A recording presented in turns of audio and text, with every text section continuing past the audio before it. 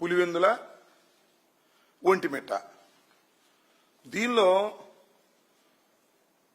ఇవాళ పవన్ కళ్యాణ్ గారు కూడా చెప్పారు, లోకేష్ గారు కూడా చెప్పారు, అద్భుతంగా జరిగిందంట ప్రజాస్వామ్యం. అక్కడ స్వాతంత్రం వచ్చిందంట. మీరు అందరూ చూశారు కదా ఎంత దౌర్భాగ్యమైన ఎన్నికలు జరిపారు. బహుశా ఈ రాష్ట్ర చరిత్రలోనే కాదు, దేశ చరిత్రలోనే ఏ విధంగానూ జరగనటువంటి ఎన్నిక, ఒక దుర్మార్గమైనటువంటి ఎన్నిక. ఆ ప్రాంతంలో ఉన్నటువంటి ప్రజానీకం ఓట్లు వేసుకోనటువంటి పరిస్థితి ఏర్పడింది. పక్క గ్రామాల నుంచి వచ్చి ఓట్లు వేశారు. వాళ్ళని పట్టుకునేవాడు నాకు అర్థం కావట్లే. మొత్తం 10,601 ఓట్లు ఉన్నాయి కదా, దానిలో పోలైన ఓట్లను మీరు ఒకసారి లెక్కేస్తే ఆ గ్రామాల్లో తిరిగితే ఎవరి వేలు మీద లేదు. కారణం ఏంటంటే శ్రీరామకి లేదు. కారణం ఏంటంటే వాళ్ళు కాదు వేసింది.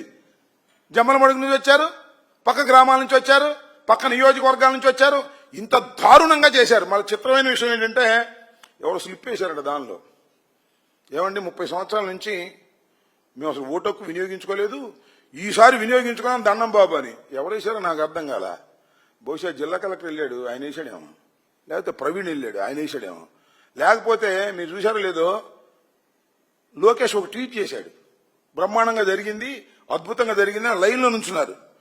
దానిలో ముందు ఒక ఆయన ఉంటాడు గడ్డం వేసుకుని, ఆయన ఎవరు తెలుసా?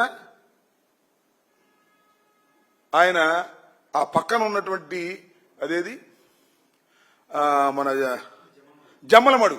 జమ్మలమడుగులో ఉన్నటువంటి మార్కెట్ యార్డ్ చైర్మన్ ఆయన వేసి ఉంటాడు బహుశా.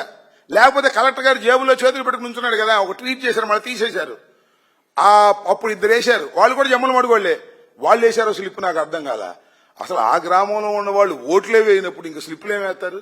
ఈ రకమైనటువంటి ఒక దౌర్భాగ్యమైనటువంటి పద్ధతుల్లో ఇవాళ రాష్ట్రాన్ని పరిపాలన చేస్తూ ఇక మా మీద పడి మమ్మల్ని విమర్శించేటటువంటి కార్యక్రమం చేస్తూ టోటల్ గా ఫెయిల్ అయిపోయినటువంటి ఈ ప్రభుత్వం ఇవాళ ఏదో పెద్ద పెద్ద ప్రకటనలు ఇచ్చుకొని ఆగస్టు 15 రోజున సుదీర్ఘమైన ఉపన్యాసాలు చెప్పుకునేటటువంటి కార్యక్రమంలో ఉన్నారు. ఇది చాలా దుర్మార్గమైనటువంటి విషయం అని ఈ సందర్భంగా చెప్పదలుచుకున్నాను.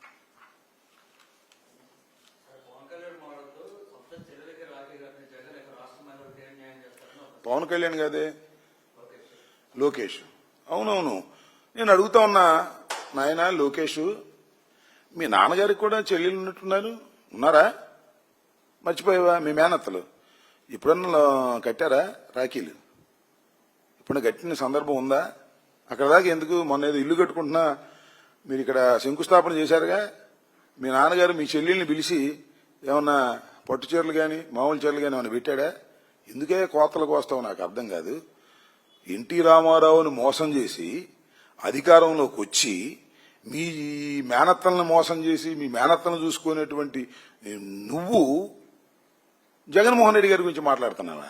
సిగ్గుండాలి దేనికైనా కూడా. ఇలాంటి పిచ్చివాగుడు వాగేటటువంటి కార్యక్రమంలో నిమగ్నమై ఉన్నట్టున్నాడు నారా లోకేష్ గారు కాస్త ఆలోచించి మాట్లాడుకోవాల్సిందిగా కూడా ఈ సందర్భంగా నేను చెప్తున్నాను. నారా లోకేష్ కు పని నీకెవరు చెల్లిని ఉండట్లేరు. ఎందుకంటే నువ్వు ఒకడవి, నీకు ఒకడు. మీ నాన్న మాత్రం దేశంలో అందరిని కను అంటున్నాడు. మరి ఏంటో నాకు అర్థం కాల.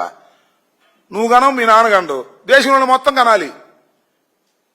ఏదో దొరికింది కదా అని చెప్పి ఇష్టం వచ్చినట్టుగా మాట్లాడేటువంటి కార్యక్రమాలు చేయమాక.